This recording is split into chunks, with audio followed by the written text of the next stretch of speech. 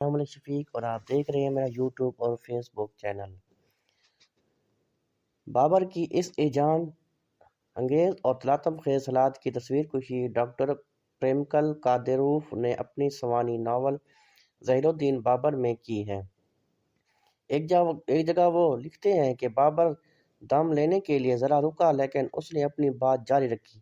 سب کچھ فانی ہے، بڑی بڑی سلطنتیں تک اپنے بانیوں کے دنیا سے اٹھتے ہی ٹکڑے ٹکڑے ہو جاتی ہیں، لیکن شعراء کا کلام صدیوں تک زندہ رہتا ہے۔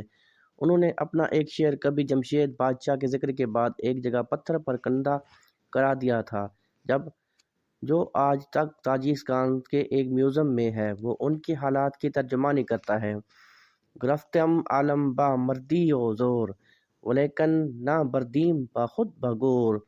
اس کا ترجمہ کچھ یوں ہے کہ دنیا ہر طاقت اور ہر ہمت سے قبضہ تو کیا جا سکتا ہے، لیکن خود اپنے آپ کو دفن تک نہیں کیا جا سکتا۔ اس سے ظاہر ہوتا ہے کہ وہ ہار ماننے والوں میں سے نہیں تھے۔ بابر میں کسی پہاڑی چشمے کی سی قوت تھی جو سنگلاس زمین کو چیر کر بلندی سے اس قوت کے ساتھ نکلتا کہ ساری زمین کو سیراب کرتا۔ چنانچہ پریمکل کادیروف نے ایک جگہ اس کیفیت کا بیان اس طرح کیا ہے: اس وقت بابر کو طاقتور چشمے کا نظارہ بہت محظوظ کر رہا تھا۔ بابر نے سوچا اس چشمے میں پانی پیریخ گلیشیئر سے آتا ہوگا۔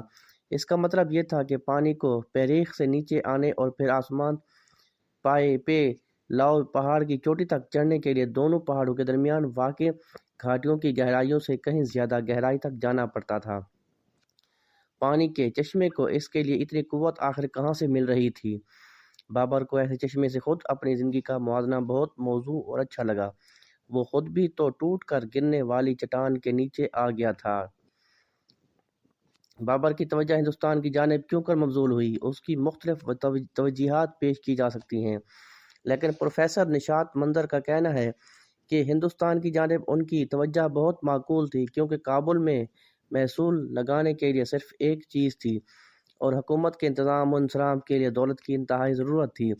اس لیے بابر کے پاس ہندوستان کی جانب رخ کرنے کے علاوہ کوئی دوسرا چارہ نہیں رہ گیا تھا۔ چنانچہ ہم دیکھتے ہیں کہ دریائے سندھ کو عبور کرنے سے قبل وہ پہلے بھی کئی مرتبہ ہندوستان کے مغربی حصے پر حملہ آور ہو چکے تھے اور وہاں سے مال غنیمت حاصل کر کے واپس کابل جا چلے گئے تھے۔ ان کا کہنا ہے کہ بابر اپنی سوانح حیات کی ابتدا جس انداز سے کرتے ہیں، کسی 12 سال کے لڑکے سے اس قسم کی ہمت اور اول عزمی کی امید نہیں کی جا سکتی، لیکن بابر کے خون میں حکمرانی کے ساتھ بہادری شامل تھی۔ نشاط منظر کہتی ہیں کہ انہیں قسمت اور ضرورت دونوں ادھر کھینچ لائے تھے، ورنہ ان کی ابتدائی ساری کوششیں شمال کی جانب وسط ایشیا میں اپنے باپ دادا کی سلطنت کو مستحکم کرنے اور ایک عظیم سلطنت قائم کرنے میں مبنی تھیں۔ انہوں نے یہ بھی کہا کہ یہ بحث کا علیحدہ موضوع ہے کہ آیا رانا سانگا یا دولت خان لودھی نے انہیں دہلی کی سلطنت پر حملہ کرنے کی دعوت دی یا نہیں، لیکن یہ بات طے ہے کہ آج کی جمہوری اقتدار سے ہم سلطانی کی دور کی پرکھ نہیں کر سکتے۔ اس زمانے میں جو جس جگہ جاتا اور فاتح ہوتا تو اسے وہاں کے عوام و خاص دونوں قبول کرتے، نہ کہ اسے حملہ آور سمجھتے۔ لیکن بابر کے ہندوستان کے خواب کے بارے میں ایل ایف رش بروک نے اپنی کتاب ظہیر الدین محمد بابر میں لکھا ہے کہ سب سے تھک ہار کر بابر نے دیخ کات نامی گاؤں میں رہنے کا فیصلہ کر لیا۔